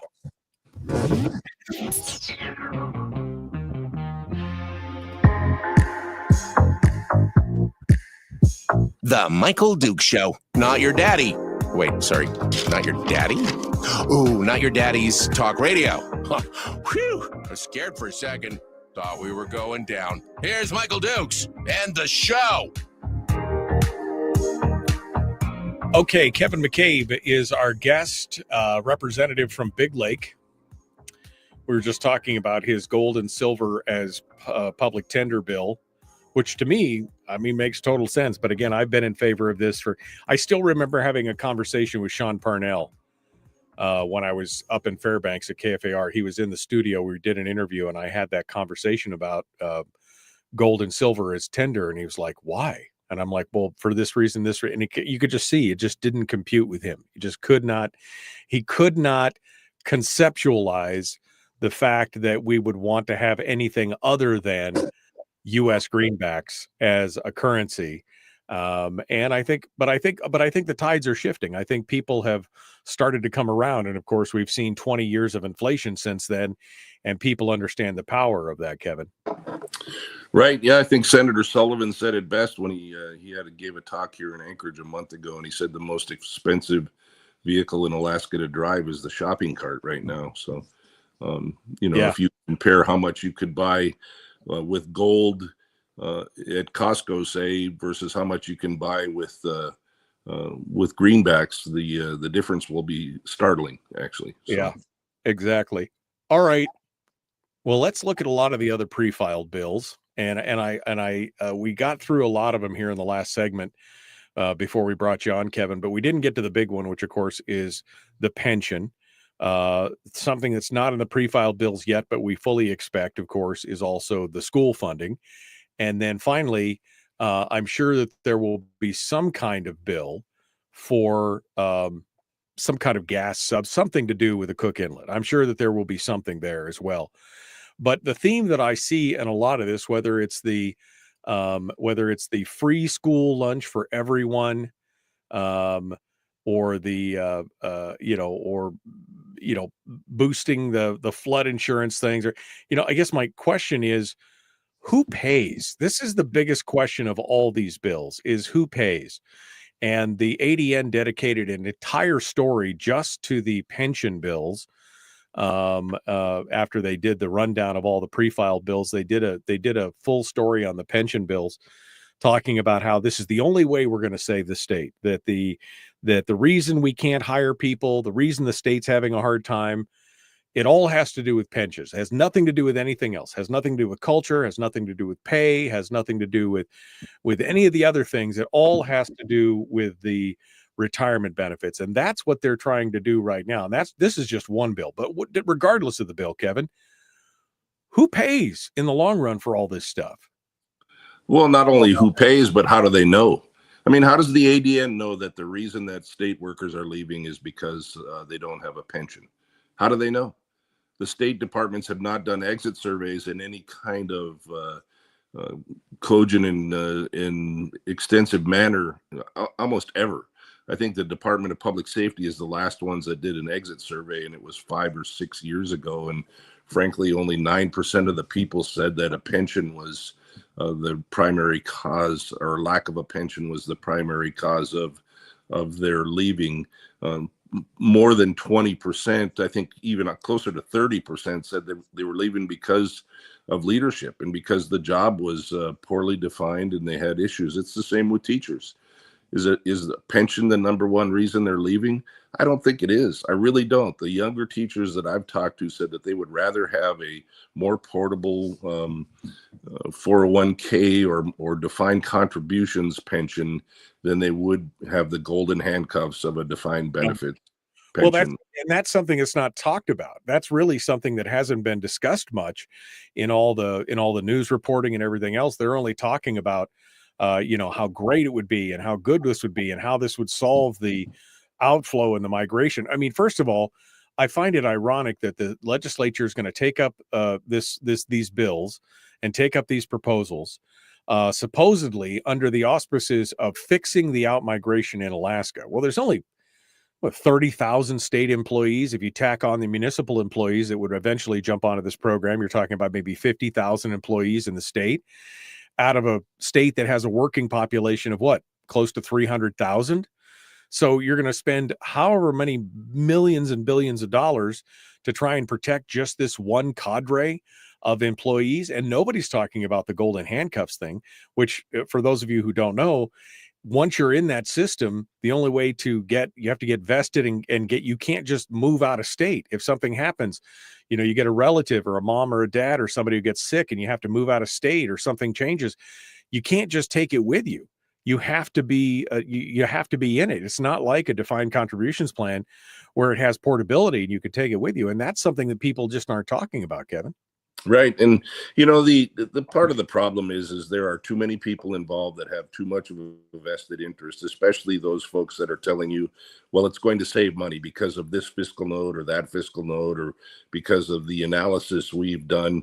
There's too many people involved that have a reason to pass this, whether it be Representative Josephson, Senator Giesel, the staffers that did the first fiscal note, which we rejected, and even the second fiscal note. So if they are going to do this, in my opinion, the only way to do it is to get a disinterested third party, spend the money, pay the $50,000 or whatever it's going to take to actually have honest, complete data done and have an honest, unemotional conversation about this. Look, I'm not against union folks getting a good pension. I never, as a negotiator, as a union member, I never would have negotiated ever again in the airline industry for a defined benefit contribution plan. I've seen them be abused just too much. I would rather have, and I say this all the time as well, I would rather have control of my own pension. I cannot think of a worse entity on the planet to have control of my pension than the state of Alaska and the legislature, frankly. So, No, I agree with you. I agree with you on that. And I know there's been discussion about, maybe we should increase the defined contribution plan to make it more competitive. I know that the Reason Foundation made some suggestions when they were testifying that we could upgrade and update our defined contributions plan to make it more competitive with other states if that's part of the problem. But I mean, the fact that 20+%, almost 30% of the respondents in the last exit survey said that this is a leadership, personnel, job description issue just shows me that this is not the magic bullet they're asking for. And I too am suspicious. I mean, we look at people like Chuck Kopp, who said he's going to introduce a companion piece, and he's hip deep with the unions and other members who are working with unions, representing either in a professional capacity or have other kind of financial ties to it. This is, really follow the money in this case. Yeah, it's an interesting discussion for sure, and it's there is so much lined up on either side, and it's very, very emotional. Obviously, you're talking about folks' future and that sort of stuff, and frankly, the unions have their folks in line with this and speaking the party line, and that's fine. But we need to have an honest conversation with real, honest data from a third party that says this, and maybe not even the Reason Foundation, although they have some. They have some good data. The other side of the discussion lined up one Harvard professor, I think, that came from the East Coast in support of defined benefits.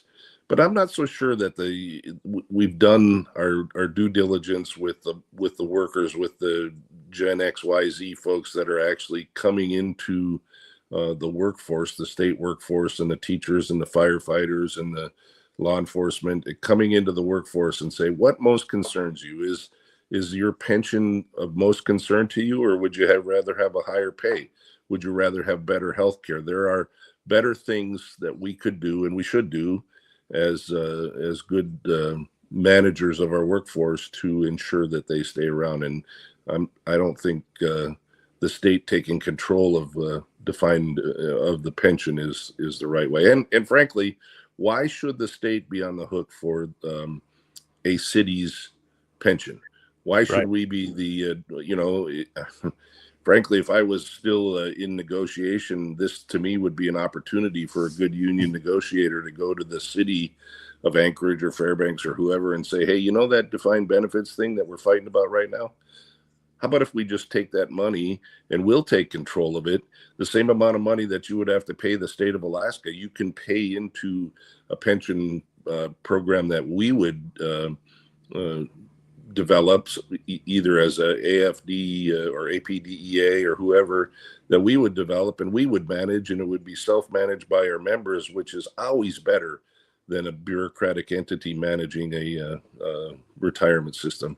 To me, there's an opportunity here for a good negotiator to step in and actually make some hay for his union members. And I just don't think that they are taking. I just don't think that they're taking a look at the workforce that is today. I mean, it's ever since COVID, it's been pointed out that the millennials and Gen Z, the younger people in the workforce, they're looking for portability and mobility. They want it. I mean, they're going to change jobs a dozen times in the first 20 years of their working career. I mean, we're different now than we were 40 years ago. It's just a different world out there, and they're looking for different things. I mean, if you're required to stay in one job at the state just to make sure that it's not going to work. I don't think that's going to attract the people. And of course, the cost, we had Cliff Grow on the program when he was running for office, and he was just convinced. He just told us that this is going to save us money in the long run. But couldn't explain how exactly it was going to save us money in the long run. So there's a lot of pie in the sky in this proposal that I'm just not seeing. And like you said, until we have a true fiscal note, I'm concerned this is going to put us right in the same position that we were in with the first three tiers of the defined benefits program. And as you pointed out as well, municipalities will probably get involved. I mean, if I was in a municipality, I would stay away from it simply because they got burned last time, right? These municipalities, I mean, I was on the borough assembly in Fairbanks. We were still paying. Years later, we were still paying into the PERS and TERS payout system because it had been so underfunded. And, they weren't getting anything for it. They were putting millions of dollars into the fund and not getting anything for it because they were paying for past mistakes. If I was in a municipality, I would want to steer clear of that. Right. And, and I don't buy the argument that comes from the unions. I said, I talked to one of the firefighters, and I said, why don't the firefighters want to manage their own 401k or give it to a professional manager? He goes, well, they don't want to deal with that. They're not equipped to deal with it. They're firefighters. They're not money managers. And I'm like, really? You have that low of a respect for your union members and their ability to manage their own finances that you would want to take control of them? That's just big government again. That's just big, that's mom and dad taking control of the kids again. Why would you ever want to do that? You poor, pitiful kids, you can't deal with it. We'll take care of it for you because, you just can't be trusted to handle your finances on your own. It's just, again, more nanny state stuff that I think more people would be. I mean, they really need to take a poll of people to find out what's going on. All right, Kevin McCabe's our guest. We got one final segment dead ahead. The Michael Duke Show. Common sense, liberty-based, free thinking radio. Back with more right after this.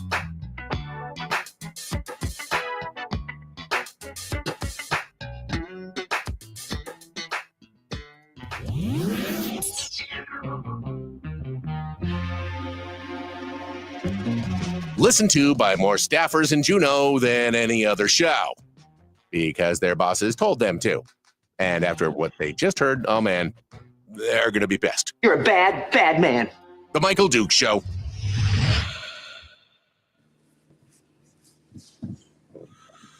Okay. Kevin McCabe, our guest here as we go through here. Don Ardwin says the defined benefits bill will have a huge cost to municipalities. I mean, that's the thing. That's my fear. Again, looking back at what we were dealing with when I was on the borough assembly in Fairbanks is, I mean, this is huge, huge dollars, millions of dollars that were having to still be paid towards employees who were already gone and retired. This was not current personnel costs. This was things that had already been taken care of. If I was a municipality, I would be very leery to jump into something like that. Kevin? Oh, I totally agree. And I think that there is a much better ways. And truthfully, this is why we failed last 2 years is we had a bill, but we didn't push it, and we didn't as a substitute define contributions or whatever. So there's so many different ways that you can have a retirement system without the state taking over. And frankly, the bill that I saw 2 years ago, if it's the same, they had I think they had a 7% return in there, which is crazy for planning. If you think about it, we say that the the permanent fund dividend should be 5%. That's the percent of market value. We should plan on 5%, kind of apples and oranges. I get that, but we're inflating the return to make our numbers work. And I don't think that that's the best way to do things. So no, I mean, the Reason Foundation said what it would cost something like $10 billion over the first 20 years or something. I mean, that's a big chunk of change. Fat Ray says the first time I left Alaska, public pension benefits had zero to do with it. It was cost of living and climate. And I think that's a lot of people. Like Kevin said, the last exit survey they did showed that only 9% were concerned about the pensions and retirements. Fat Ray also mentions we were talking about how workers today are a different breed of cat.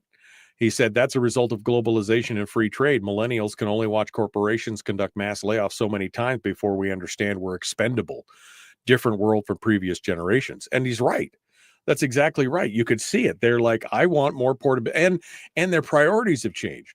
It's no longer, I want to work for the same company for 20 years, retire, and do my thing. That's not even on people's agendas anymore. A lot of times they're not even concerned as much about pay as they are about the flexibility to experience things while they're young, to go out and do things, to travel, to do all this other stuff. As long as they're making a living, that's all that matters to them.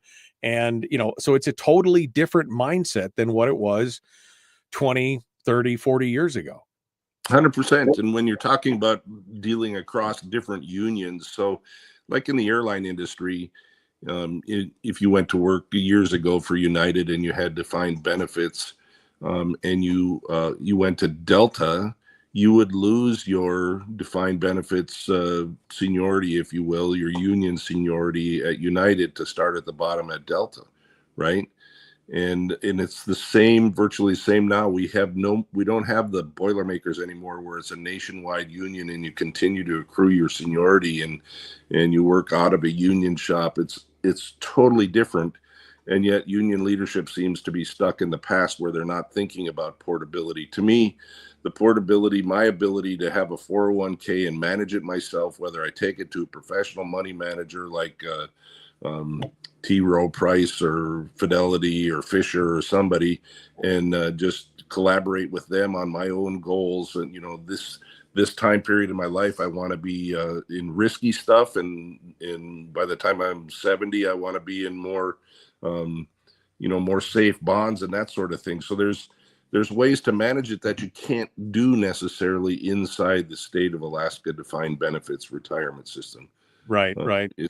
So no, it's kind of spooky to see. And by the way, Delta, your example, Delta, they had to be bailed. They don't have a defined benefits plan because they had to be bailed out by the federal government. I mean, this is GM, Delta, a handful of other companies, and of course, many municipalities and states have stopped it because, again, you can't guarantee. Defined benefits basically says you will receive X service, and the medical is what was killing them. You'll receive X kind of medical care 40 years from now. Well, you have no idea what that's going to cost 40 years from now. And so how do you put enough money away to do? That's the problem with defined benefits versus defined contributions. Right. It's madness. All right. Well, we're 45 seconds out. We're going to get into some of these other bills, and we're going to talk about the big question, Kevin, which I hope that you're going to be a champion of this session. The big question, of course, is who pays? Who pays for all this? Who pays for this, a chicken in every pot kind of ideology that we're seeing and we saw during this last election cycle? Who pays for all this? And we're going to jump into that here in just a second. Kevin McCabe is our guest. We are going to continue with him. One final segment dead ahead. Please like and share, subscribe, ring the bell, do all that stuff and the YouTube-y things. Only 19 of you have liked the show this morning. What's the matter with you guys? Don't you like me? Let's continue on ahead. Here we go. Common sense, liberty-based, free thinking radio, the Michael Duke Show. Right now.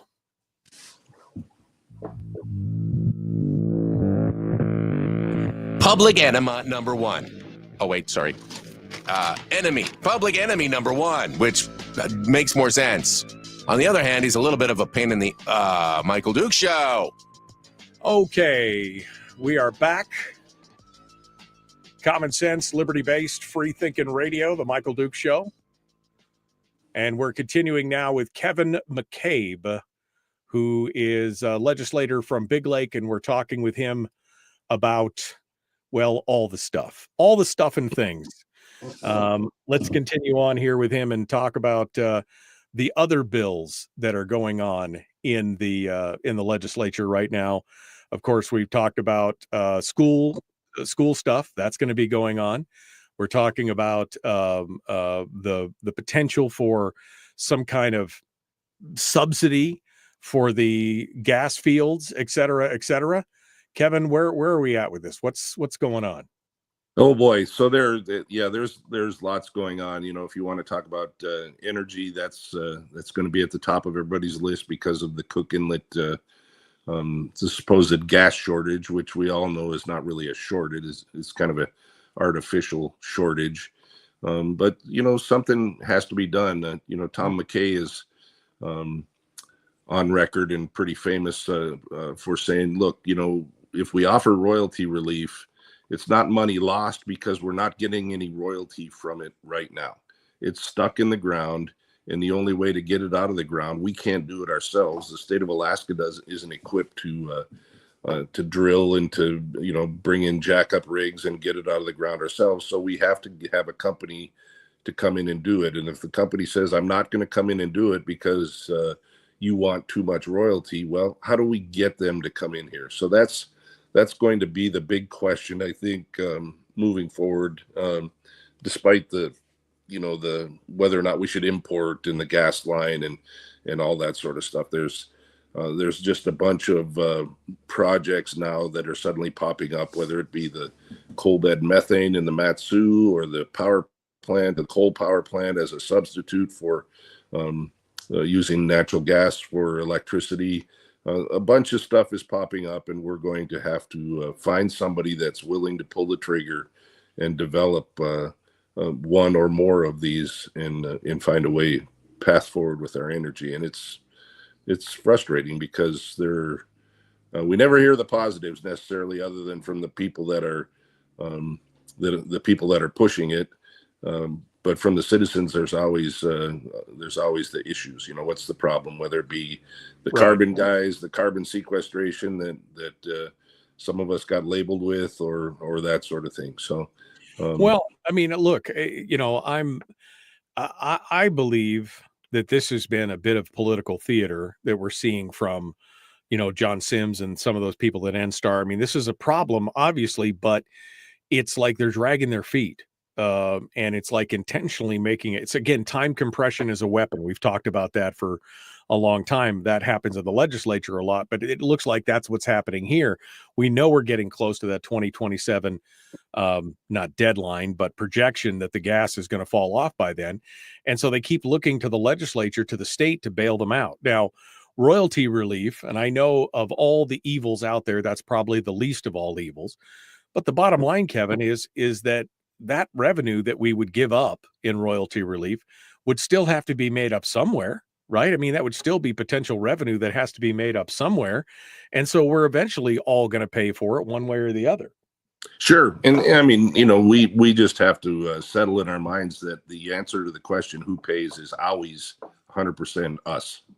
Right. I mean, it just is, whether it be taxes or higher gas prices or higher electric prices. At the end of the day, it's always us. It's always the citizens that pay. And I think what you're seeing is a bunch of people sitting in a room, a bunch of group of executives sitting in the room, and they're saying the same thing to each other. Who pays? Who's going to pay for this? Yeah, we don't want to pay for it. We want the state to pay. I mean, that's what it seems like. Right. It seems like they're saying, well, we could stand up the infrastructure for LNG import. We could do that. We could produce, we could do some kind of cost share with the developers and the explorers. But, let's just wait around and make the state pay for it. Let's make somebody else pay for it. And this is the problem again, even with things like the school funding. I mean, we're spending more right now on schools than almost any other state in the nation. And now there's discussions. We see Senator Tobin is floating the idea of a $1,900 BSA increase. And I think putting stuff into the BSA is one of the worst ways to do it because it locks us in for the foreseeable future. But I mean, again, we're going into this budgetary cycle with over $1 billion deficit. We know we're going to have probably $150 to $200 million supplemental budget from this year. So we're already at 1.2, 1.5, 1.7, whatever number you want to use there. But we're already going in with a deficit, and they're talking about increasing the spending. Well, if you get the $1,900 BSA, plus you get some benefits for the new defined benefit. I mean, we're talking about, an extra $800 million in spending. How do we pay for that, Kevin? That's the thing. Who pays? Right. And well, who pays. I mean, you and Brad talk about it all the time. It's the PFD is going to pay for all of it. The dividend is going to be gone. Carpenter has been saying that for a couple of years. The fiscal policy working group, everybody's looking at the dividend. I think it's $1.56 billion hole in the governor's budget as well. Yeah, I was trying to be generous. I was trying to be generous there, Right. Yeah, so you add in the supplemental and everything else, and it's going to be a struggle. And then we're going to put $1,900 BSA on top of that, which locks it into the formula in perpetuity. The legislature has never failed to fund education when they needed to be funded. And I think that the 3 and 4 letter organizations in the state, the NEA and the school board administrators and the school admin, I forget the other, AASC, they all see the permanent fund going away, the dividend going away, and they see it as the last gasp at getting that last little bit of money out of us in perpetuity that they can. We funded the House funded education $322 million last year, the biggest funding ever. Granted, some of that got cut by the governor, but point being is we recognize some of the things that needed to be funded that the school districts were not funding, whether it be major school maintenance. We took the top 15 projects off of Deed's list and we funded those. There's pupil transportation. We put a bunch of money into pupil transportation. The Reads Act, we put money into that. So we did what the school administrators were unwilling to do because they are running a business. Frankly, it's the education industrial complex. They have reasons for what they're doing. I don't always understand them because I'm not close to all of the 54 school district administrators. But I will tell you, the online report card to Alaskans for the from the schools. And granted, it certainly doesn't look correct to me, but if you look at like the Denali Borough School District, the 8 students in Cantwell in 2023, it cost $91,000 per student for that school district to send those 8 schools to the Cantwell school. So how does that affect the Healy, the Tri-Valley school, who are only getting, like 12 or 15, even less than that per student? So here's a school district that is disparately funding 2 different schools that might, between Anderson and Cantwell, that might have to have a second look on how we are actually keeping them open. The Anderson school, 15 students, I think in 2023, they had 5 teachers in a 44,000 square foot building. How is that sustainable? We need to make some tough decisions. There's no doubt, but they need to be unemotional and fiscally prudent. Well, I mean, even Sarah Vance's bill to consolidate the healthcare has received a bunch of pushback. I mean, it would save, I think it was $50 million a year just in savings by consolidating the healthcare together. Why are we fighting over that? I mean, that's $50 million that could potentially be freed up for others. I mean, why? Why would it makes no sense? But again, the bottom line is we all know who pays. Alaskans pay. The PFD will be gone. But then in 3 or 4 years, once the PFD is gone, then they'll be looking at Alaskans with their hand out going, free rides die hard, sweetheart. Here you go. Pony up. And it'll be taxation. You are such an optimist. I'm thinking by the end of next year. So I'm certain that there will be some sort of, and they'll call them broad-based or revenue-generating measures, whether it be the gasoline, the gas tax that Representative Josephson tried to put in, and I'm not trying to give him any ideas, but there will be revenue-generating measures. Look at the Anchorage Assembly and what they're doing with the tariffs in the Port of Alaska, right? Yeah. No, I mean, it's crazy what's going on.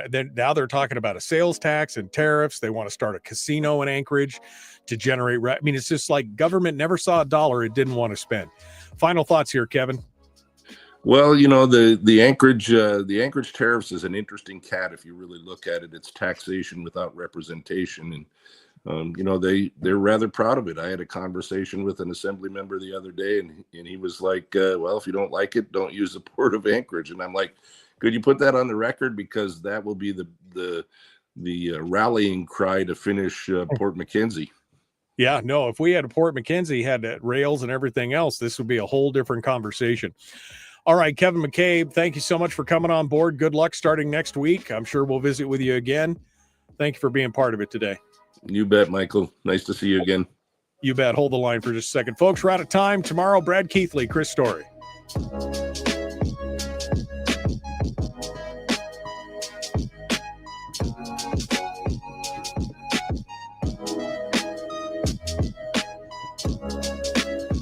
All right, Kevin McCabe is our guest.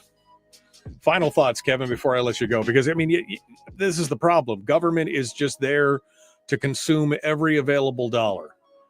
And in addition, we talk about who pays, and that's great, but we also need to look at if we're going to spend money, if we are going to spend it for Alaskans and they're going to pay for it, because like we said, we ultimately pay for everything, is what's the return on investment?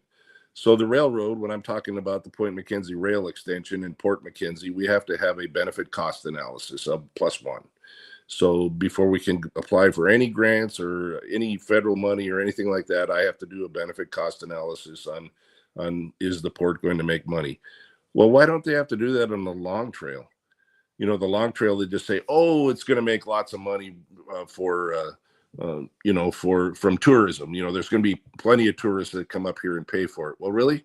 Show me the analysis. Show me the money. Show me where your benefit cost analysis is. How much is it going to cost to maintain the human waste that's going to appear on the trail from people that are walking 500 miles? And, that's turning out to be a huge cost to other long trails in the country and in the world. Frankly, it's the cleanup. Who pays for the cleanup? And it oftentimes falls to the city that are nearest the trail. So there's lots to think about. We need to think about it unemotionally. We certainly need to ask who pays. But we also need to ask, where's the honest data? Where's the return on investment? How do we know? Where's the data? So you'll hear me say that a lot this year, in addition to who pays. Where's the data? Yeah, where's the data? Show me on this piece of paper how it's going to, how it's going to be fixed and who's going to pay for it and how it's going to be paid for. I want to see that. I want every legislator to start asking that question, and not just not just who pays this year, but who pays in 2 years, 3 years, 5 years, 10 years. That's the problem. It's not this year that's the problem. Maybe not even next year, because the PFD will have enough money coming in that they can do it. But eventually, all that money is going to be consumed, and then they're going to look at you and go, nice juicy steak there. Let me cut off a piece of that right there. And they're going to start looking, and that's going to create, you want to talk about an out-migration problem, that will create a huge out-migration problem. Yeah, and the fiscal policy working group we did 3 years ago, I was on that in Carpenter and others, and there's not enough wealth in Alaska to generate enough of an income tax to pay even a fraction of these big programs that the big BSA and defined benefits. Even a 20% income tax would fail to pay what they're talking about putting in place right now. I just don't know how we do it other than going into the corpus. All right. Well, maybe that's the long game is going into the corpus. I've often said I think that's the end game in the long run anyway. All right, Kevin McCabe, our guest. Kevin, thank you so much for coming on board. We appreciate you showing up today. Thank you for being part of it with us. Of course, Michael. Good to see you again. Thanks, everybody. My friend. Thanks for coming in. All right, folks. That does it for me. I am done for today. Tomorrow is another one. I'm sure Brad will have plenty of commentary on what's going on with this new gas line deal. I'm sure we'll have a lot of discussion on who Glenn Farn is, et cetera, and some of the new bills. So we'll see what that looks like as well. Don't forget to check us out on the Common Sense Corps if you want to help support the show. You can do that over there as well. We will continue tomorrow. Be kind, love one another, live well. The Michael Duke Show, Common Sense Radio.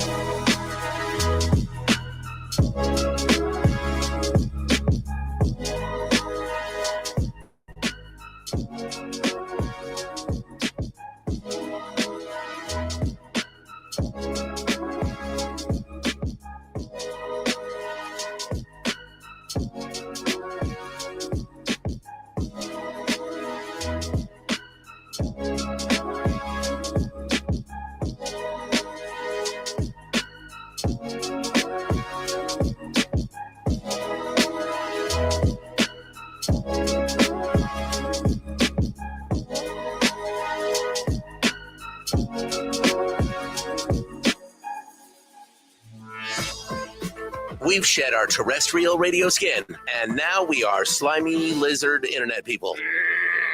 It's the Michael Duke Show.